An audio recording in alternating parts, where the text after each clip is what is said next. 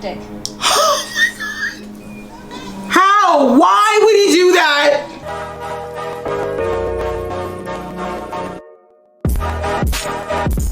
Hey guys, your girl Aisha, Geek XX Chic, and we're back with another reaction to Titans. We're now on to episode 8, which is insane, and it is called Home. We still do have Corey dealing with her sister, and Team Titan's still not 100% on track, even though that win definitely helped them to feel more cohesive, I think, than they have all season. So I am very much looking forward to getting into this episode, but before we do, you know the drill. If you've been here before and you like what you see, please consider hitting that subscribe button. That way you'll be notified when I do more reactions to this show, as well as many others like it.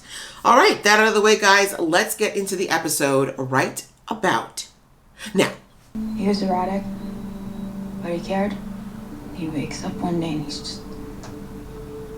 I don't even know. I wouldn't say wake up so much as resurrected. I need to speak with him. Fix this. You think you're the man for that job? Right? I love that Gar wants to help him, and I understand why he wants to do it, but I do think he's being a little too cocky about it right now. Enjoying some of our good press. Barb asked me to look at it. It's a T in the sky. Yes, that it is. I mean, doesn't that feel far more natural and fun than whatever's going on with Barbara? Come on. There. Oh, wow! How'd we get here? The hell? You wasn't kidding about using up that manservant, huh? Did you just give me your space address? Yes, but... Baby! Like an intergalactic booty call. I see you, girl! Okay, why are they so cute? You know, I'll take it. If we can't have dickery, then I have to take this. Tim Drake. Maybe a friend of Crane? Should we know this name? That was right before he told me Bruce Wayne is Batman. Well then, I guess he's coming over for dinner. Make another sandwich. Robin did a one-handed leap hook to scale a rain gutter. So this kid's just smart. Trapeze means I like it. only two. Nightwing also does the one-handed meat hook. You're Robin, then Nightwing. Yikes, you need to get new moves, Grayson. This amateur studied you. Figures you out. Oh? I want to be the next Robin. Oh God. So let me tell you a story about what happens to Robins. We don't wear capes. Oh, next you tell me there's no bad cave. There isn't. Come on, I'll give you a lift off. No. What do you mean? Don't make me have to kill you. See, that was a hard one, because like I feel like it's really insulting, because I mean that's pretty good for him to make that deduction, but I understand you never give up your superhero, you know. Oh God. Oh no, not the crazy people laughing together. It's getting creepy. You saw Jason Todd. The night my father was shot. He was standing across the street from the shop. Damn, this shit is way too observant for his own good. He walked like Robin. I studied him too. It's nice to meet you, Tim. Yes, please never talk to me again, stalker. Jesus. Why would you yell his name?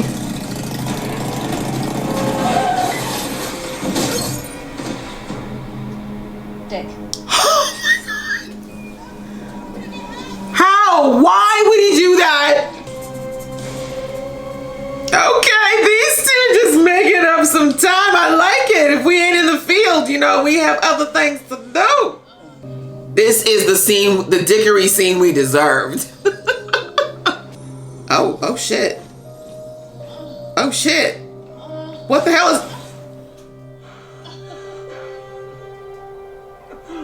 I mean, if it ain't like that, then you even want it? I mean, oh wow. Haha, sorry. Really? Again, the visions.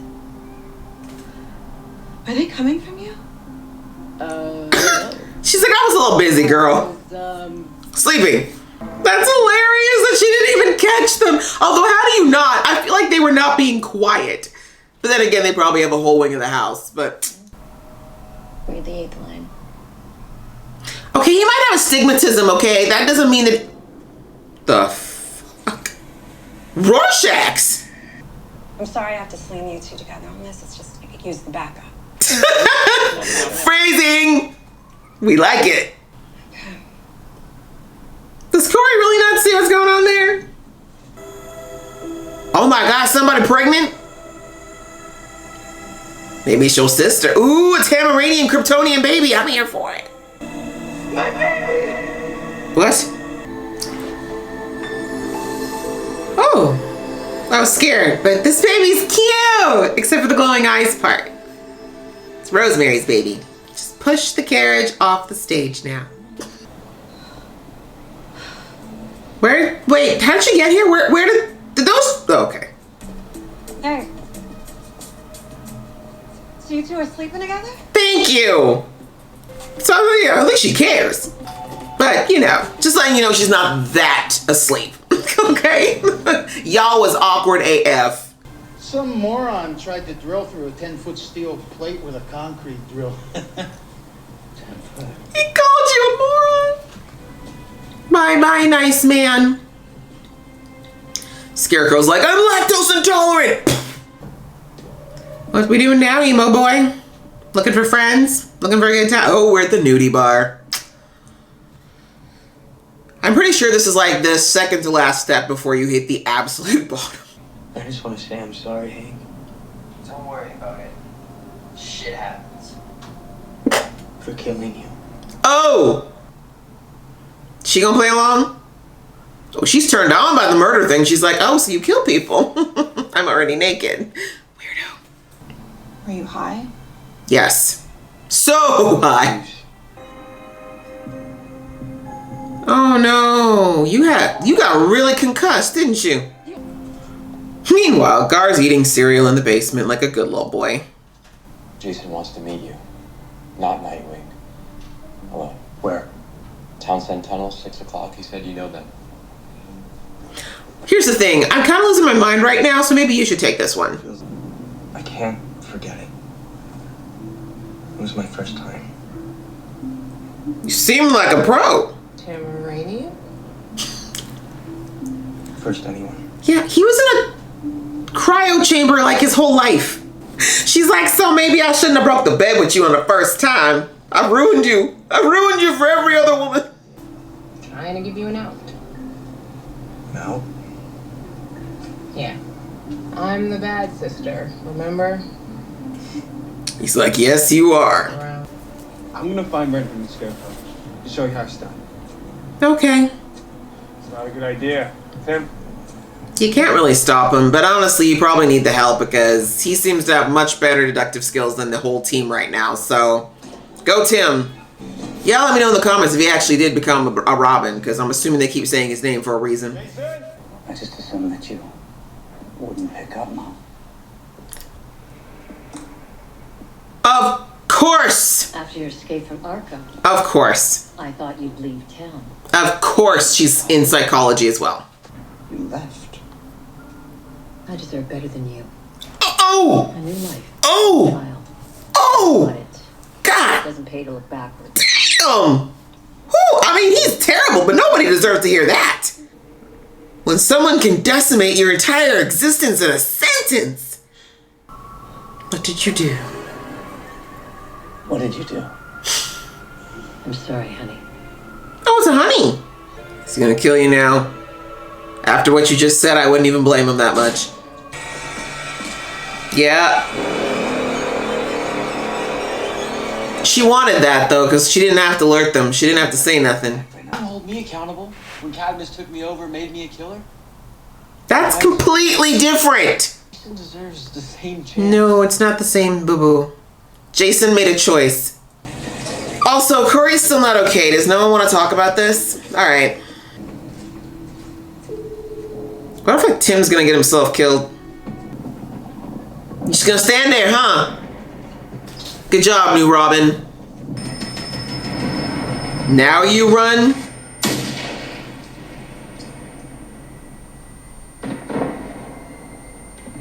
I mean, I feel bad for him, but you know, since the first episode when he took that drug money or whatever it was, I was like, not the brightest. Somebody call an ambulance. I'm on it. You can let him bleed a little bit. He should know not to do that and again. That was silly. I'm sorry, y'all. You know I'm about tough love. I don't want him to die. And y'all announce yourselves. Come on now. Real risks, John. Is he gonna use one of them with their powers to open up the steel thing? That's what he's gonna do. Okay, Corey, that was not the smartest thing you've ever done. What is this about?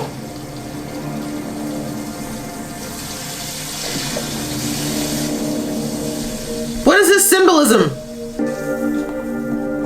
Did you end up doing his dirty work for him? They used me to burn their way down here. Yeah. Some of these canisters. Are Sorry. you telling me I just dosed all of Gotham? Sorry, Pumpkin. You really need to learn how to maybe go fire first, or learn how to like turn that shit into a laser, you know? Maybe the leak was planned?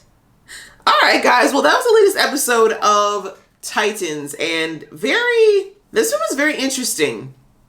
I feel like there was a lot of symbolism in this episode, not necessarily like a ton of action. We kind of focused a little bit on we did kind of get a little bit of a drop of every character this episode, which was nice. Typically we kind of focus on one group or one person, but we kind of touched on all the members of the Titans somewhat, and this interesting turn in Jason's story, potentially.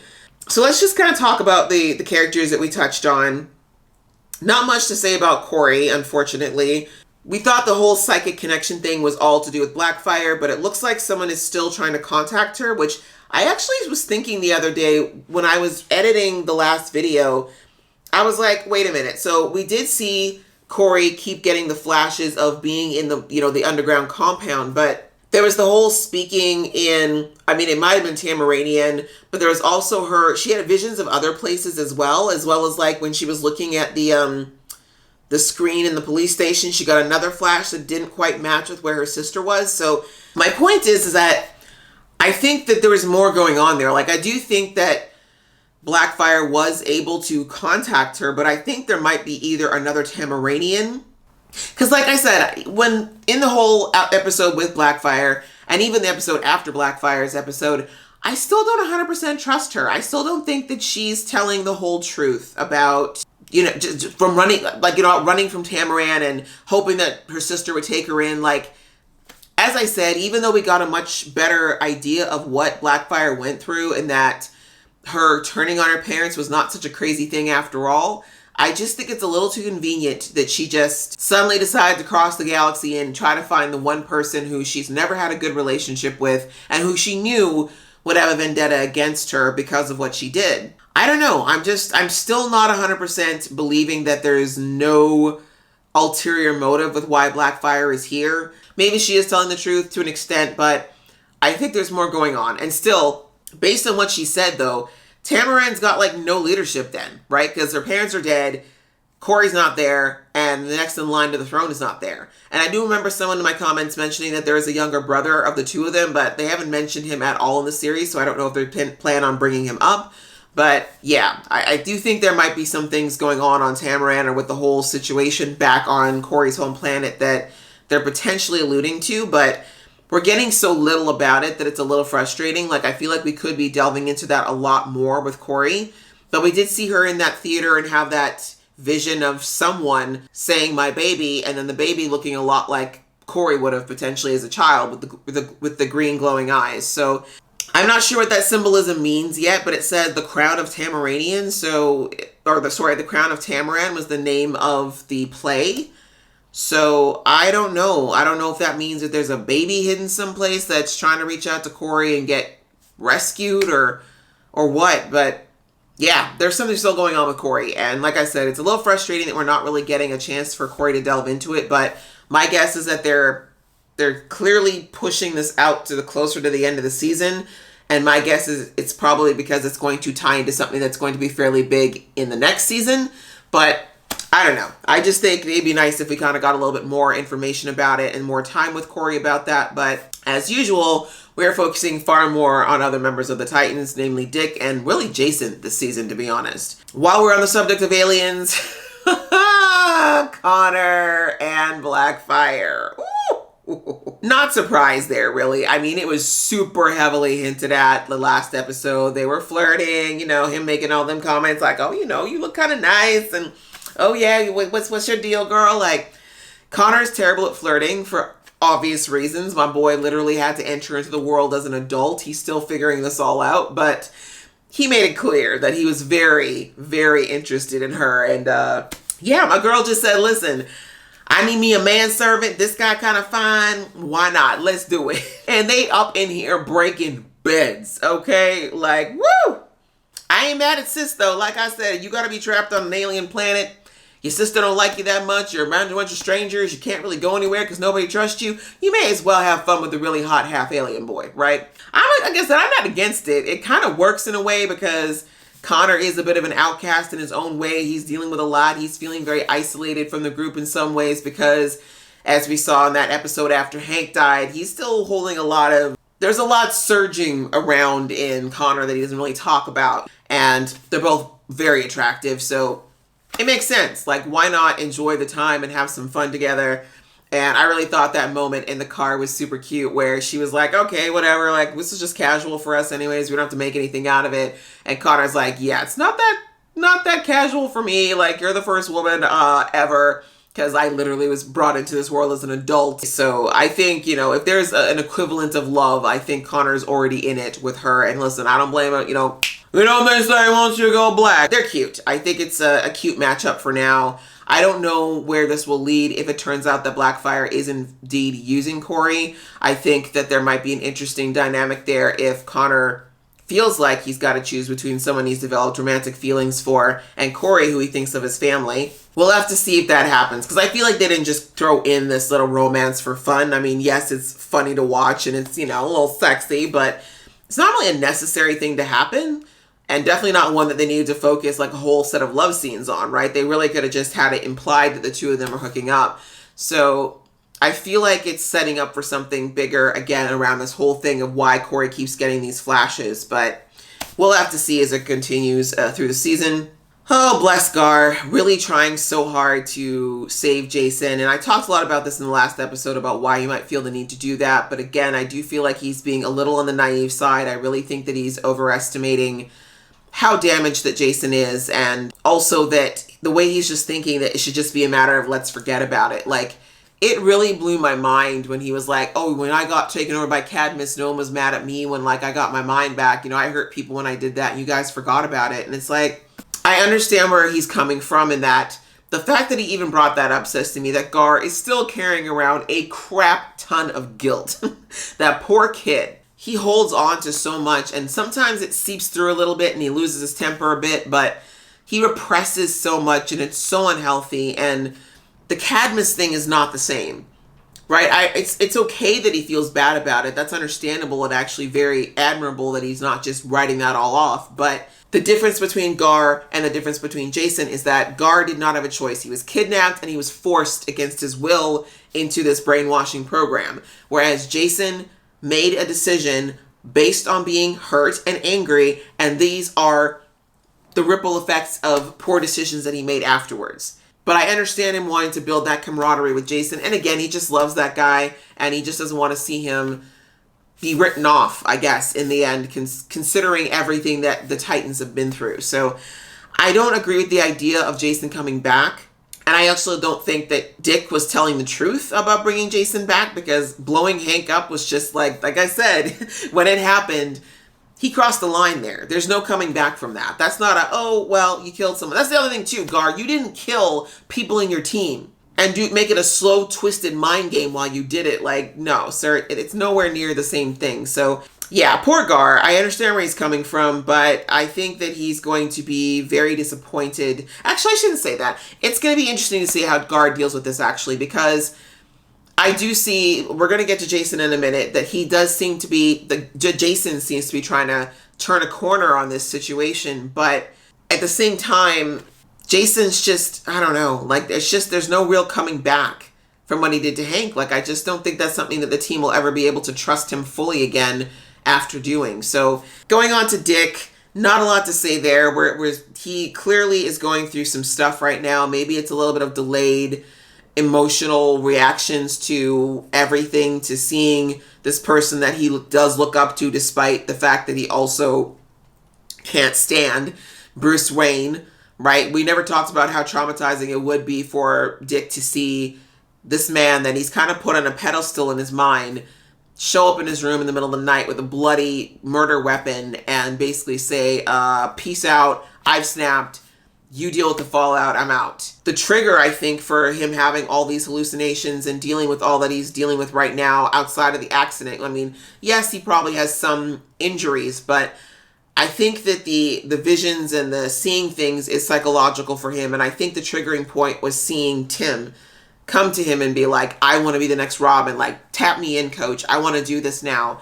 I think that blind enthusiasm, that innocence is really triggered something in Dick around some of the trauma that he probably has held on to for a very long time around his journey as Robin. Dick didn't really take the time in his mind potentially to really try to foster a better relationship with Jason and try to mold and groom him a bit better than Bruce was.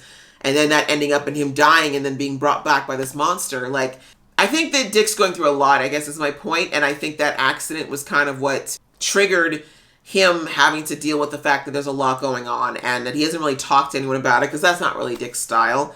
He's just been throwing himself into all this work, all this trying to catch Scarecrow, now distracting himself with Babs. Like, Dick is someone who does not like to deal with his emotions. And we saw that from season 1, right? Rather than deal with what's going on, deal with how he was feeling, he had sex with Corey, right? Like, I think it's all starting to culminate a bit now with things coming to a head this season. And then, yes, finally, there is the Jason Scarecrow situation. Jason coming down off of being high pretty much constantly since he was resurrected. You know, as it goes, when people sober up, you go through a lot. The withdrawal is hell, but typically after you kind of get past the worst of it in the initial parts, you start to get some mental clarity. And for some people, that's a rock bottom. And we saw Jason deal with that a bit, like the fact that he reacted so viscerally to Scarecrow making fun of Hank's death yet again. I think he was done with Scarecrow before that, to be honest. Like, on a mental level, I think he was already like, okay, Scarecrow is just using me. He doesn't trust me. But I think the reason he stuck with him was because he wants the drugs, right? As long as he's high, Jason doesn't have to think about all the horrible things that he's done. But then, of course, as we saw, the drugs are gone now. And now that that's no longer even something that Scarecrow can offer him, now it's severed. You know, it's finally done, and he is like, okay, now where do I go? Because I don't want to keep being a tool. I don't want to keep being used. And this goes back to the therapy sessions that we heard back in the Lazarus episode.